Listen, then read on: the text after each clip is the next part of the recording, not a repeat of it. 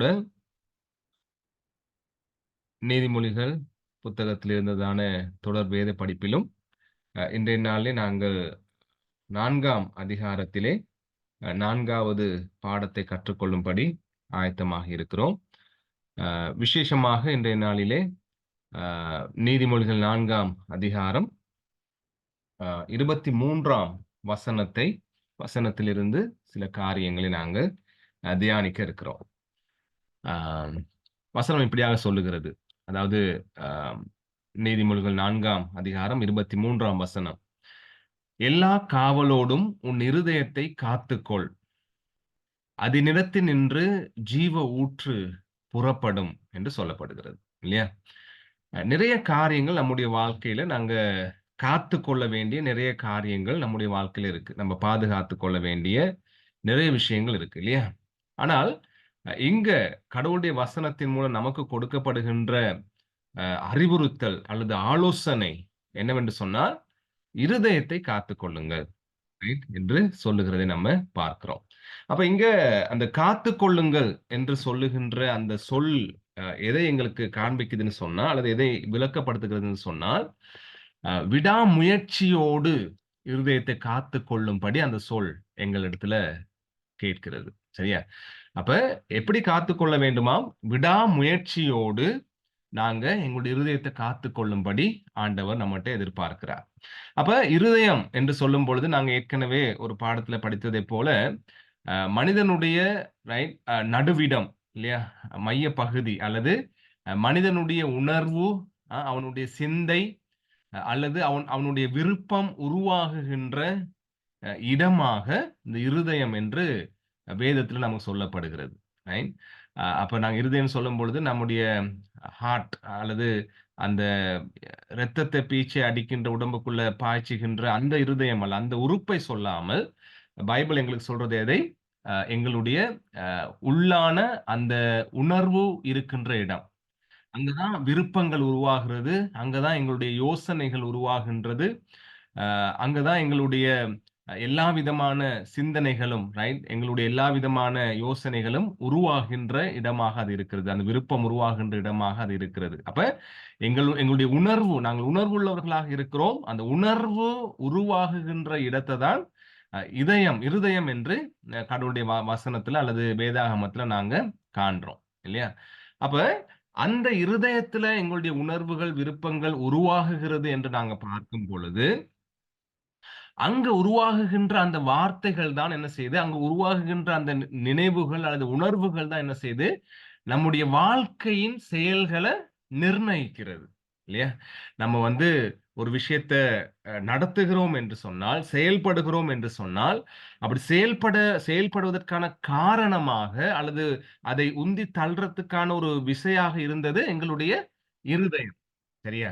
எனவே ஆண்டவர் சொல்லுகிறார், அப்படி உள்ளான இருதயத்திலிருந்து வருகின்ற காரியத்தின் மூலம் உங்களுடைய வாழ்க்கை ஒழுங்கமைக்கப்படுது அல்லது வாழ்க்கை நடத்தப்படுகிறது. எனவே வெளிப்படையான வாழ்க்கையை விட அதிக அக்கறையை அந்த உள்ளான இருதயத்துக்கு கொடுக்கும்படி அல்லது அந்த ஆத்துமாவுக்கு கொடுக்கும்படி அல்லது அந்த ஆவிக்கு அல்லது அந்த இருதயத்துக்கு கொடுக்கும்படி கடவுள் நம்மகிட்ட எதிர்பார்க்கிறார். ஏன்னா அங்க உருவாகுகின்ற உணர்வுகளும் நினைவுகளும் தான் என்ன செய்யுது? நம்முடைய வாழ்க்கையை உருவாக்குகிறது என்பதை நாங்க பார்க்கிறோம். எனவே அந்த இருதயத்தை, நம்முடைய வாழ்க்கையை உருவாக்குகின்ற, உருவமைக்கின்ற அந்த இருதயத்தை என்ன செய்யவா? விடாமுயற்சியோடு தொடர்ந்தும் காத்து கொள்ளும்படி நானும் நீங்களும் முயற்சி செய்ய வேண்டும் என்று இந்த வார்த்தை எங்களிடத்துல கேட்கிறது. பாருங்க, மத்தேயு 15ஆம் அதிகாரத்துல 19ஆம் வசனத்திலிருந்து 20ஆம் வசனம் வரையில ஆண்டவர் இயேசு கிறிஸ்து இப்படி சொல்லுகிறார். எப்படியெனில் இருதயத்தில் இருந்து பொல்லாத சிந்தனைகளும், கொலை, பாதகங்களும், விபசாரங்களும், வேசித்தனங்களும், களவுகளும், பொய் சாட்சிகளும், தூசணங்களும் புறப்பட்டு வரும். இவைகளே மனுஷனை தீட்டுப்படுத்தும். கை கழுவாமல் சாப்பிடுகிறது மனுஷனை தீட்டுப்படுத்தாது என்றார். அப்ப எங்களுக்கு தெரியும் அந்த சம்பவம். அப்ப இங்க விசேஷமா இந்த வசனத்தை நாங்க எடுத்து பயன்படுத்துறதுக்கான காரணம், இருதயத்தை குறித்து கடவுள் என்ன சொல்லுகிறார் என்பதை பார்க்கிறதுக்கு தான். அப்ப எதை பார்க்கிறோம் நாங்க? நம்முடைய அந்த இருதயத்துக்குள்ள இருந்துதான் எல்லா விதமான சிந்தனைகளும், செயல்பாடுகளும். அப்ப இங்க சொல்லப்படுற மாதிரி எங்களை தீட்டுப்படுத்துகின்ற, ரைட்? எங்களுடைய வெளி வாழ்க்கையை ஒரு ஆசீர்வாதம் இல்லாததாக மாற்றுகின்ற, எங்களுடைய வாழ்க்கையை சந்தோஷம் இல்லாததாக மாற்றுகின்ற, ரைட்? எங்களுடைய வாழ்க்கைய எங்களுக்கும் சமாதானம் இல்லாம அல்லது மற்றவர்களுக்கும் சமாதானம் இல்லாததாக மாற்றுகின்ற அந்த எங்களை கரைப்படுத்துகின்றதான மோசமான காரியங்கள் எல்லாமே எங்கிருந்து வருதா? அந்த இருதயத்துக்குள்ள இருந்துதான் வெளியே வந்து மனுஷனை தீட்டுப்படுத்துகிறது என்பதை இருதயத்தை குறித்து கதைக்கும் பொழுது ஆண்டவர் இயேசு இங்கே சொல்லுகிறத நம்ம பார்க்கிறோம். எனவே நீதிமொழிகள்ல வாசிக்கிறோம், இப்படியாக எங்களுடைய வாழ்க்கையை அது தீட்டுப்படுத்துகிறதாக இருக்கிறதுனாலே நாங்க என்ன வாசிக்கிறோம்? கொலைபாதகம், விபச்சாரம், பொல்லாத சிந்தனை, வேசித்தனங்கள், களவு, பொய்சாட்சி, தூஷணம், ரைட்? புறப்பட்டு வந்து எங்களை தீட்டுப்படுத்துறதுனால, எங்களுடைய வாழ்க்கையை அது கெடுக்கிறதுனால, நான் என்ன செய்யணும்? அந்த இருதயத்தை எல்லா காவலோடும் காத்துக்கொள்ள வேண்டும். விடாமுயற்சியோடு அதை காத்துக்கொள்ள ஒரு கிறிஸ்தவன் முயற்சி செய்ய வேண்டும் என்பதை நாங்க பார்க்கிறோம். சரியா? அதே போல அப்ப அந்த இருதயத்திலிருந்து இப்ப ஆண்டவர் இயேசு சுவாமி சொன்ன மாதிரி அங்கிருந்து புறப்பட்டு வருகிறது வந்து தீமையானதாக இருந்தால், ரைட்டா? அது என்ன செய்யும்? நம்முடைய வாழ்க்கைய நிச்சயமாக கரைப்படுத்தும். இல்லையா? அந்த இருதயம் அதிலிருந்து வருகின்ற காரியம் தீமையானதாக இருந்தால், நிச்சயமாக அது எங்களுடைய வாழ்க்கையையும் கரைப்படுத்தும் என்பதை நம்ம பார்க்கிறோம். அதே மாதிரி இப்ப பாருங்க, நாங்க ஏற்கனவே கற்றுக்கொண்டதைப் போலவே சில காரியங்கள் எங்களுடைய இருதயத்தை குறித்து வேதாகமம் எப்படியாக சொல்லுகிறது என்பதை சில வசனங்களுக்கூடாக நாங்க பார்க்கும் பொழுது, எங்களுக்கு அடிக்கடி நாங்கள் ஞாபகம் வர்ற வசனம் தான் எரேமியா 17ஆம் அதிகாரத்துல இருக்கிற வசனம், ரைட்?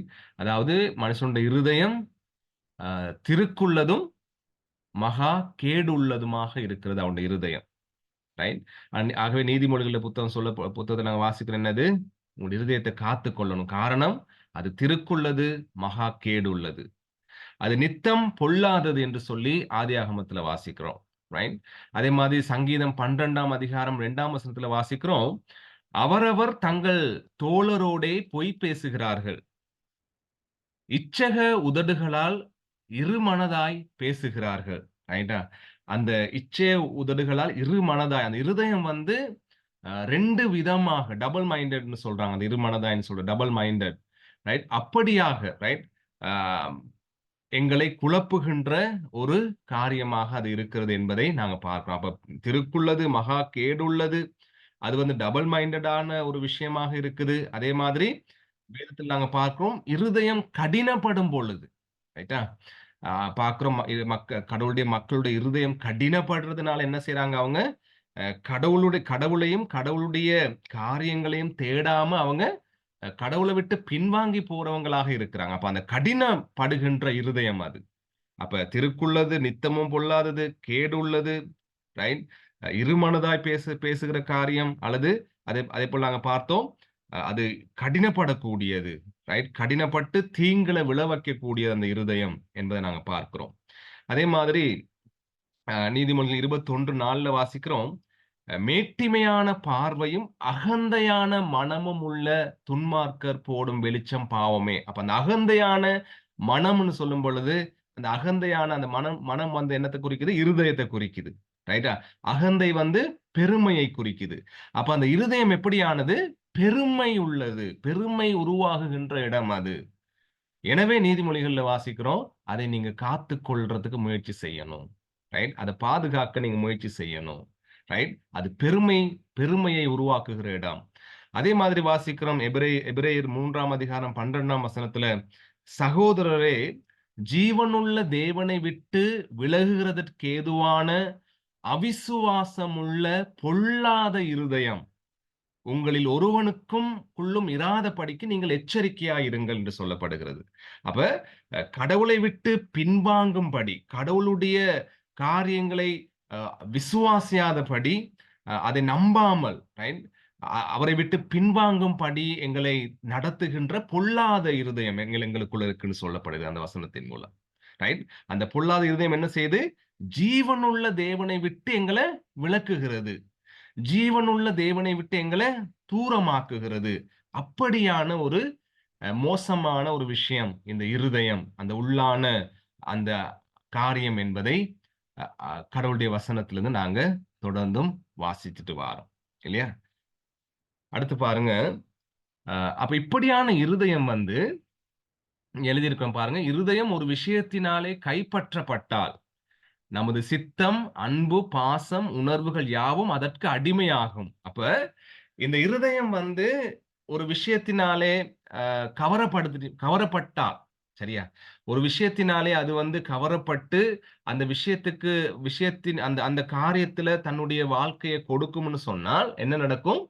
மனுஷனுடைய விருப்பம், அவனுடைய அன்பு, பாசம், அவனுடைய உணர்வுகள் எல்லாமே ரைட்? அதாவது இருதயத்தை நாங்கள் பறிகொடுத்தால், எங்களுடைய வாழ்க்கையில இருக்கின்ற யாவையும் நாங்க என்ன செய்துட்டோம்னு அர்த்தம். ரைட்? நாங்க பறிகொடுத்துட்டோம்னு அர்த்தம். எங்களுடைய உணர்வு, எங்களுடைய அன்பு, பாசம், எங்களுடைய எல்லா விதமான தன்மைகளையும் நாங்க என்ன செய்றோம்மா? கொடுத்துட்டோம்னு அர்த்தம். இல்லையா? இப்ப சொல்லுவாங்களாம் அந்த காலத்துல, அந்த ஒரு ஒரு நகரத்த பாதுகாக்கிறதுக்கு சூழ சுவர்கள் கட்டுவாங்க. ரைட்? பெரிய பெரிய சிட்டி வால். அப்ப அந்த சுவர்கள எதிரணியினர் வந்து, எதிரணி படைவீரர்கள் வந்து, அந்த சுவர்கள உடைச்சுட்டாங்கன்னு சொன்னா, என்ன அர்த்தம்? உள்ளுக்கு இருக்கிற எல்லாமே அந்த எதிர் படை அணிக்கு சொந்தமாகிரும்னு அர்த்தம். ரைட்டா? எனவே அந்த சுவர்கள ரொம்ப பலமா கட்டுவாங்க. அதே மாதிரி மனுஷனுடைய இருதயத்தை இன்னும் ஒரு ஆள் எங்ககிட்ட இருந்து கைப்பற்றுவாங்கன்னு சொன்னா, அல்லது இன்னும் ஒரு பொருள், அல்லது இன்னும் ஒரு நாங்க அதிகமாக விரும்புகின்ற காரியத்தை எங்களுடைய இருதயத்தை கொடுத்துருவோம்னு சொன்னா, ரைட்? கடவுளை நம்பாத விஷயங்கள்ல எங்களுடைய இருதயத்தை கொடுத்துருவோம்னு சொன்னா, என்ன நடக்கும்? எங்களுடைய முழு வாழ்க்கையும் ரைட்? அந்த காரியத்துக்கு அடிமையாக போய்விடும் என்பதை நாம பார்க்கிறோம். அப்போ என்ன பார்த்துட்டு வாரோம்? நம்முடைய இருதயம் எவ்வளவு மோசமானது, பயங்கரமானது, அது வந்து தேவனை பின்வாங்கக்கூடிய பொல்லாதது, பெருமை உள்ள பெருமை வளருகின்ற இடம், ரைட்? என்பதை திருக்குள்ளது மகா கேடுள்ளது என்பதை நாங்க பார்க்கிற அதே நேரத்துல, அந்த இருதயம் வந்து அந்த இருதயம் அந்த இப்படியான இப்படியான காரியங்களுக்கு நாங்க வந்து இடம் கொடுப்போம்னு சொன்னா, ரைட்? நாங்க அதுக்கு அடிமையாகிருவோம். சரியா? என்பதை நம்ம இங்க பார்க்கிறோம். எனவே தான் பாருங்க, தாவீது 51ஆம் சங்கீதத்துல எப்படி ஜெபிக்கிறாரு? ரைட்? அம் சுத்த இருதயத்தை என்னில் சிருஷ்டியும் என்று அவர் ஜெபிக்கிறார் இல்லையா? அப்ப தன்ல சுத்த இருதயத்த தாங்கன்னு ஜெபிக்கிறாரு. அப்ப என்ன ஆயிருக்கு? அந்த இருதயம் வந்து சுத்த இருதயத்த தாங்கன்னா, அது என்ன ஆகிருக்கு அப்ப? அழுக்காகிருக்குன்னு அர்த்தம். இல்லையா? எப்படி அழுக்கானது? ரைட்? சங்கீதம் 51ல பார்க்கிறோம். எல்லா 51ல அவரு அந்த அந்த பாவ அறிக்கைய செய்றார். அப்ப அதுக்கு பின்னணி என்ன? அந்த பத்சேபாளை தனக்கு உரிமையாக்கிக் கொள்ளும்படி, ரைட்? அவர் அன்னைக்கு வேலைக்கு போகாம மாடியில இருந்து உலாவி திரிந்து, ரைட்? இன்னும் ஒரு உரியாவினுடைய மனைவியை தனக்கு உரிமையாக்கிக் கொண்டு, அ விபச்சார பாவத்துல வீழ்ந்து, ரைட்? அது நிமித்தம் அந்த பெண்ணினுடைய கணவனை, ரைட்? திட்டமிட்டு கொலை செய்து, ரைட்? இப்ப என்ன நடக்குது? தாவீது தன்னுடைய இருதயத்தை என்ன செய்றாரு? காத்துக் கொள்ளாமல் அந்த இடத்துல, ஒரு ஆசைக்கு, தன்னுடைய இச்சைக்கு இடம் குடுத்ததுனால, அந்த இச்சையானது என்ன செய்தது? அவரை பற்றிக்கொண்டு, அவரை ஆளுகை செய்து, அவருடைய யோசனை, சிந்தனை எல்லாவற்றையும் அது என்ன செய்து கொண்டது? அடிமையாக்கிக் கொண்டது. அப்ப அந்த இச்சையினாலே வந்த விஷயத்த மறைக்கிறதுக்காக, அல்லது அதை உரிமையாக்கிக் கொள்றதுக்காக என்ன செய்றாரு? கொலை கொலை கொலை செய்றதுக்கு திட்டமிடுகிறவராக அவர் காணப்படுறத நம்ம பார்க்கிறோம். இல்லையா? அதுக்கு பிற்பாடு அந்த பாவத்தை அவர் உணர்ந்ததுனால, ரைட்? அவருக்கு தெரியும் இப்ப. என்னது? தன்னுடைய இருதயம் எவ்வளவு பொல்லாதது. ரைட்? அந்த இருதயம் எவ்வளவு மோசமானது.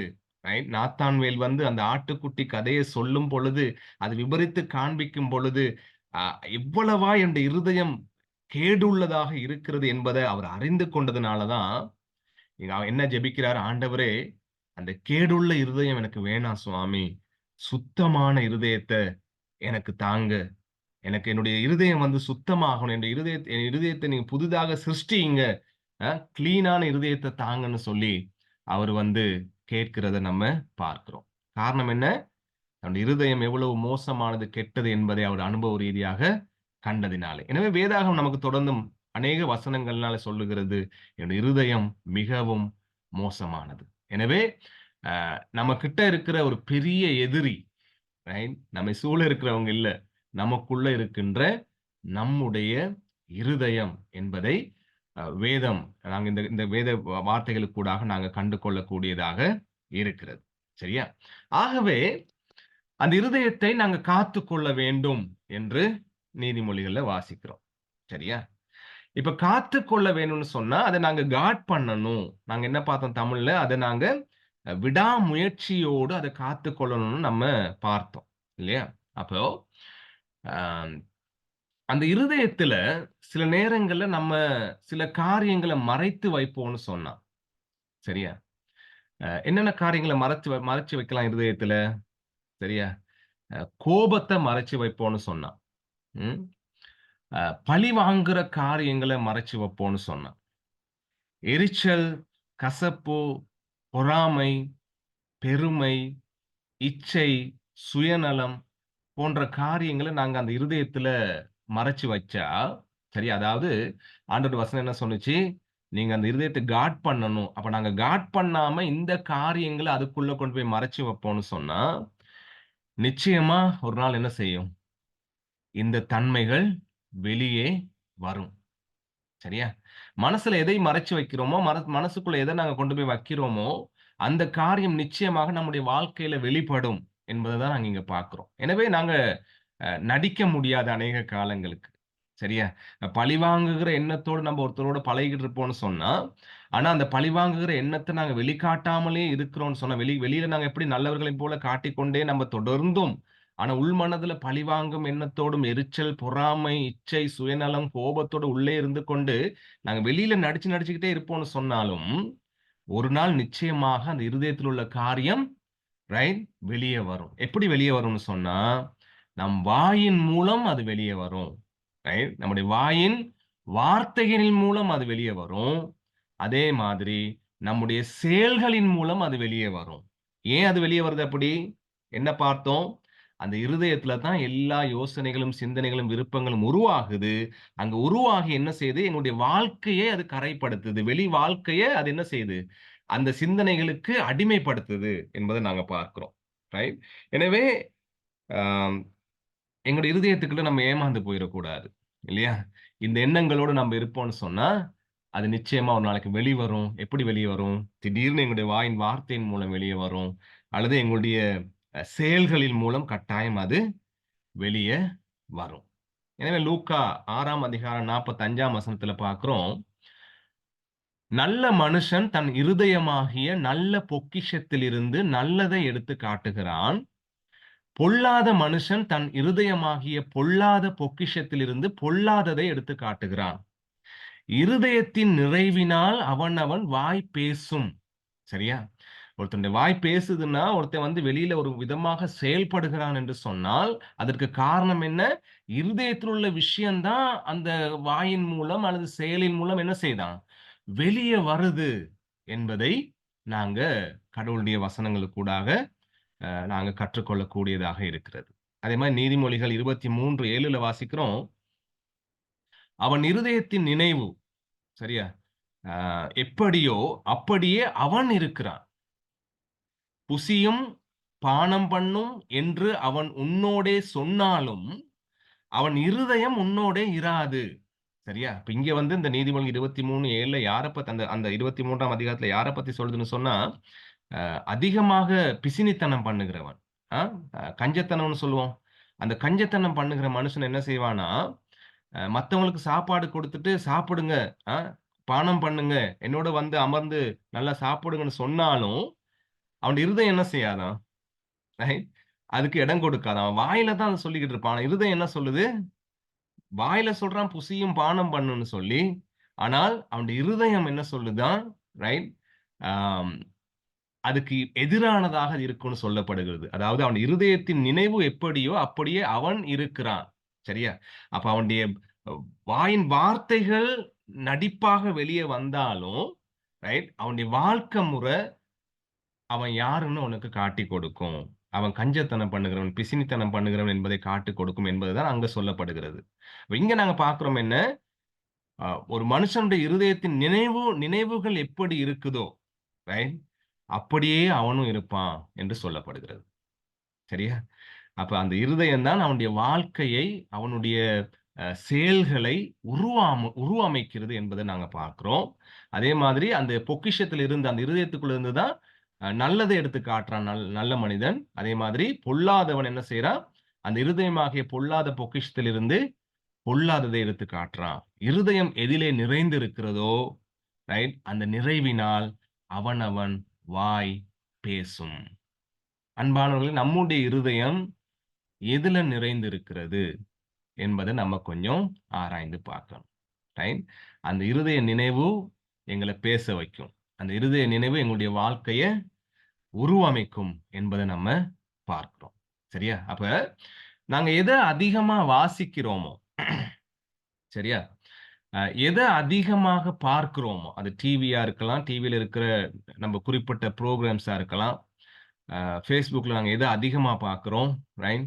அ அதே மாரி சோசியல் மீடியால என்னென்ன காரியங்கள அதிகமா பார்க்கிறோமோ, அதே மாதிரி என்னென்ன காரியங்கள அதிகமாக வாசிக்கிறோமோ, அது என்ன புக்ஸா இருக்கலாம், வித்தியாசமான புக்ஸா இருக்கலாம், பத்திரிகைகளா இருக்கலாம், அல்லது அரசியல் நியூஸா இருக்கலாம். எதை அதிக வாஞ்சையோடு வாசிக்கிறோமோ, எத அதிக வாஞ்சையோடு பார்க்கிறோமோ, எத அதிகமா சிந்திக்கிறோமோ எங்களுடைய வாழ்க்கையில.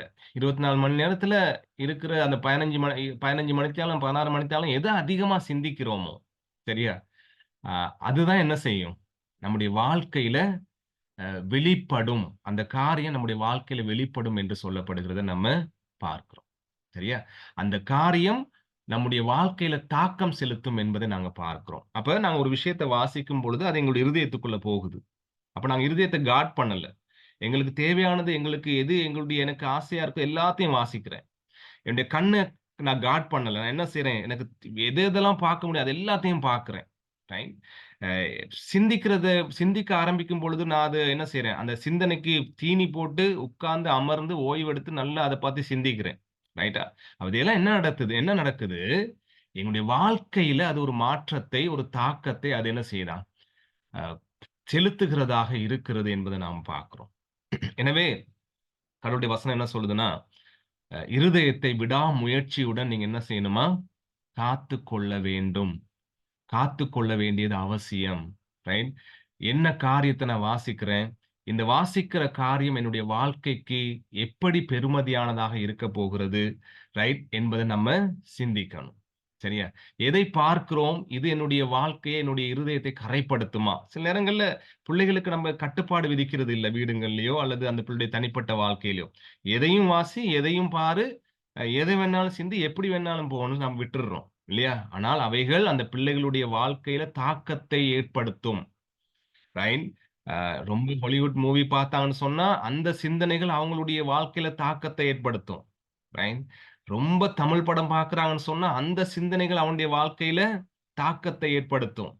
இதெல்லாம் ஒண்ணும் வேணாம்னு நாடகம் மட்டும் பார்க்குறீங்களா? அந்த நாடகம் உங்களுடைய வாழ்க்கையில தாக்கத்தை ஏற்படுத்தும். சரியா? அப்ப நீங்க என்ன செய்யல? ஃப்ரீயா உங்களுடைய மனச திறந்து விட்டு எல்லாத்தையும் உள்ளுக்கு அனுப்புறீங்க. பரவால்ல, பரவால்லன்னு. அப்ப என்ன நடக்குது அது ஒரு காலத்துல?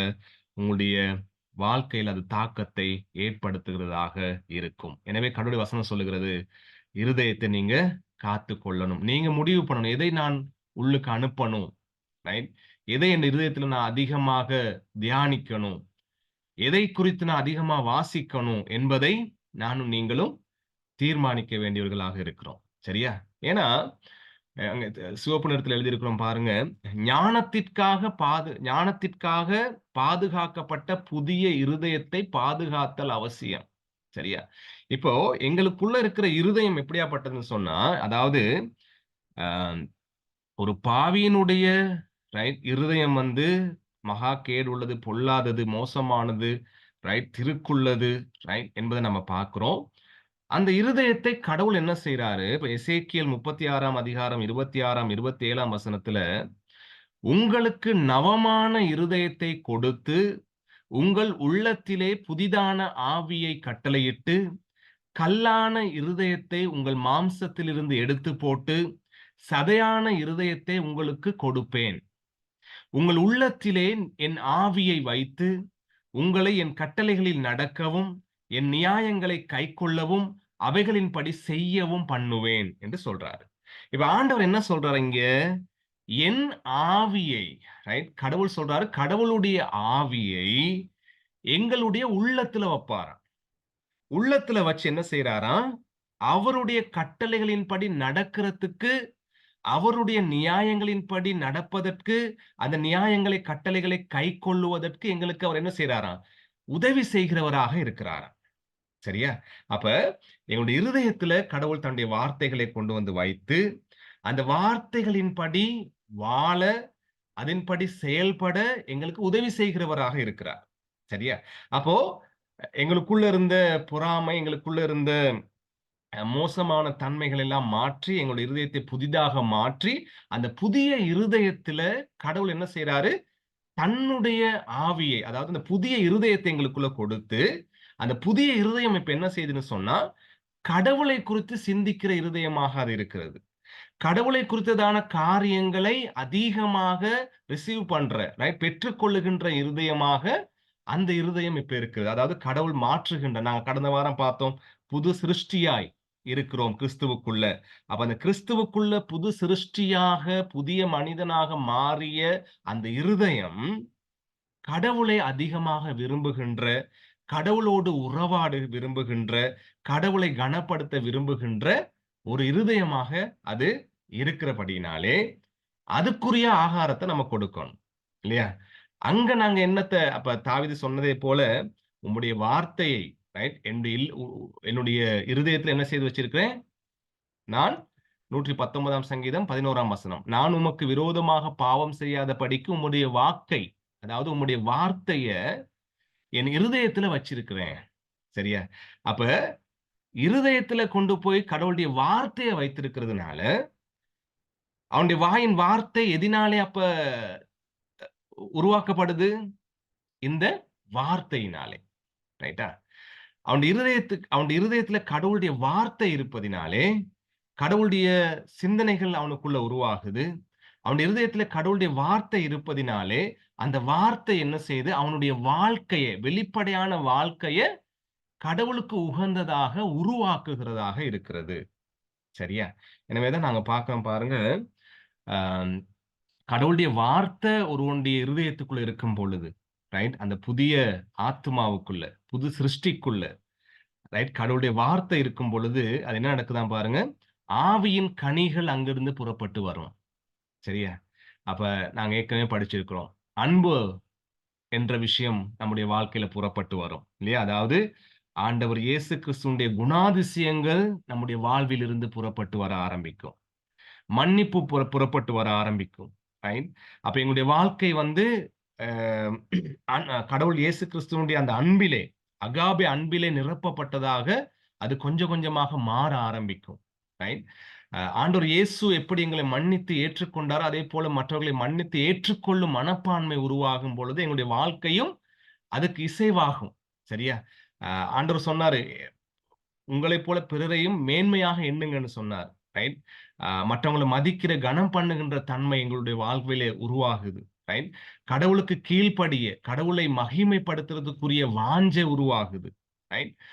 அதே மாதிரி நாங்க பார்க்கிறோம். நீடிய பொறுமை, பொறுமை உருவாகுது நம்முடைய வாழ்க்கையில. பரிசுத்தம், இரக்கம் உருவாகுது.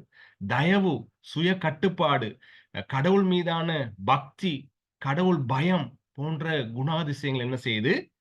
நமக்குள்ள இருந்து புறப்பட்டு வெளியே வருது. எப்படியான இருதயத்திலிருந்து வெளியே வருது? அந்த புதிய இருதயத்திலிருந்து. அந்த புதிய இருதயம் எதை ரிசீவ் பண்ணுது?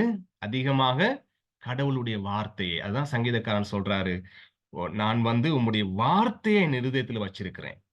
எதற்காக? உமக்கு விரோதமாக பாவம் செய்யாதிருக்கும்படி. அப்ப கோபத்தை என் இருதயத்துல வச்சிருந்திருப்பேன்னு சொன்னா, அது எப்படி வெளியே வரும்? பழிவாங்குதலாக வெளியே வரும். பெருமையை என் இருதயத்துல வச்சிருப்பேன்னு சொன்னா, அது எப்படி வெளியே வரும்? என் வெளிய வாழ்க்கை எப்படியா இருக்கும்? ஒரு மேட்டுமையான, எல்லாரையும் அடக்கி ஆளுகின்ற ஒரு மனிதனைப் போல நான் செயல்படுவேன் சில நேரங்கள்ல. ரைட்? கடவுள் பெருமை வந்து கடவுளுக்கு விரோதமா, கடவுளுக்கு நேரடியா கடவுளை எதிர்க்கிற விஷயம் இல்லையா? ரைட்? அப்போ கசப்பு, ரைட்? எரிச்சல் என்னுடைய இருதயத்துல வச்சிருக்கும் பொழுது, என்னுடைய வெளிப்படையான வாழ்க்கை எப்படியாக அது அமையும்? ஒரு சமாதானம், சந்தோஷம் இல்லாத வாழ்க்கையாக அது அமையும். ரைட்? மற்றவர்களை குறித்து எப்பொழுதும் ஒரு அ ஒரு ஒரு ஒரு மத்தவங்கள எப்படியும் ஒரு தாழ்மையாக நாங்க மத்தவங்கள மதிச்சு வச்சிருப்போம்னு சொன்னா, ரைட்? அது எங்களுடைய வாழ்க்கையிலிருந்து அவங்கள ஆளுகை செய்ற விஷயத்திலிருந்து அது எங்களுக்கு எங்களுக்கு வெளிப்படுறதாக இருக்கும் அன்பானவர்களே. எனவே இங்க இவரு சொன்னாரு, அவைகள வைக்கல. அவைகள மறைச்சு வைக்கல என் இருதயத்துல. ரைட்? பழிவாங்குதல மறைச்சு வைக்கல. கோபத்த மறைச்சு வைக்கல. எரிச்சல்கள மறைச்சு வைக்கல. அதுக்கு பதிலாக உம்முடைய வார்த்தைய மறைச்சு வச்சிருக்கிறேன் நானு. ரைட்? அப்படி அந்த வார்த்தை எனக்குள்ள இருக்கும் பொழுது, அது என்ன செய்யுது என்னுடைய வாழ்க்கையில அன்பாக, மன்னிப்பாக, ரைட்? க கடவுளுக்கு கீழ்ப்படிகிற தன்மையாக, கடவுளை மகிமைப்படுத்துகிற தன்மையாக, பொறுமையாக, பரிசுத்தமாக, இரக்கமாக அது எங்களுடைய வாழ்க்கையில வெளிப்பட்டு, எங்களுடைய வெளி வாழ்க்கை என்ன செய்யுது அது? ரைட்?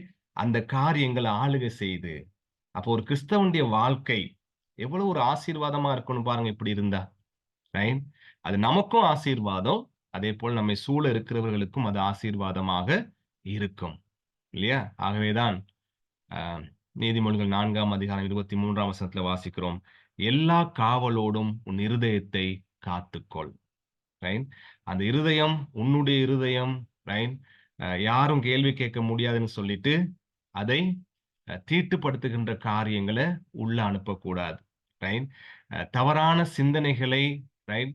எங்களுக்கு அந்த தவறான சிந்தனைகள் வரும்பொழுது, அதுக்கு தீனி போட்டு உட்கார்ந்து அசை போடக்கூடாது. ரைட்? உடனே அதை கடவுள்ட்ட சொல்லி அறிக்கை செய்து மன்னிப்பு கேட்கணும். ரைட்? அதே மாதிரி கடவுளை எதிர்க்கின்ற, கடவுள் விரும்பாத காரியங்கள், சிந்தனைகள் எங்களுக்கு வரும்பொழுது, ரைட்? அதுக்கு நாங்க இடம் கொடுக்கக் கூடாது. எங்களுடைய இருதயத்த காத்துக்கொள்ளணும். அப்ப என்ன செய்யணும் நாங்க? அதை கடவுளுக்கு முன்பாக கொண்டு போய் அதை அறிக்கை செய்து, தேவனிடத்துல அந்த தாவீது செய்ததைப் போல, ரைட்? புதிய இருதயத்த தாங்க சுவாமி. அப்போ ஒவ்வொரு நாளும், ஒவ்வொரு நிமிஷம், ஒவ்வொரு க நம்முடைய நாட்கள்ல, நம்முடைய நாட் நா ஒரு நாள்ல இருக்கிற அந்த காலங்களிலும், ரைட்? எப்போலாம் என்னுடைய இருதயத்தை காத்துக்கொள்ள முடியாதபடி ஒரு குழப்பம் உருவாகுது அந்த டைம்ல எல்லாம், அந்த நேரத்துல எல்லாம், ரைட்? கடவுள்ட்ட நம்ம ஜெபிக்க வேண்டிய, கடவுளுடைய உதவிய நாட வேண்டியவர்களாக நாங்க இருக்கிறோம் அன்பானவர்களே. சரியா? ஆண்டவர் இயேசு சொன்னாரு, "நானே திராட்சை செடி." ரைட்? என்னிலே வந்து, ரைட்? ஒட்டி இல்லாதவன், என்னோடு சேர்ந்து இல்லாம இருக்கிறவன், ரைட்? அவனுக்கு என்ன செய்ய முடியாது? கனி கொடுக்க முடியாது. சரியா? எனவே எங்களுடைய இருதயத்தை காத்துக்கொள்ளும்படி ஆண்டவர் இயேசுவுல நாங்க தங்கி இருக்கும் பொழுது மட்டுமே, எங்களுடைய வாழ்க்கையில ஜீவ ஊற்று புறப்படும். அதாவது கனி கொடுக்க முடியும் என்பதை நாங்க பார்க்கிறோம். எனவே, அ அ நம்முடைய இருதயம் வந்து இப்ப புதிதாக மாற்றப்பட்டிருக்கிறது. அந்த புதிதான மாற்றப்பட்ட இருதயத்துக்கு ஏதுவான காரியங்கள நம்ம அதிகமாக வாஞ்சிக்கிறவர்களாக, கடவுளுடைய பெலத்தோடு வாஞ்சிக்கிறவர்களாக நானும் நீங்களும் காணப்பட வேண்டும் என்பதை இந்த நீதிமொழிகள் 4:23 வசனத்துல இன்றைய நாள்ல நாங்க அவதானிக்கிறோம். மிகுதியான காரியங்கள அடுத்த வாரம் கவனிப்போம். நல்லது. ஏதாவது உங்களுக்கு காரியங்கள் இருக்கும் என்று சொன்னா பகிர்ந்து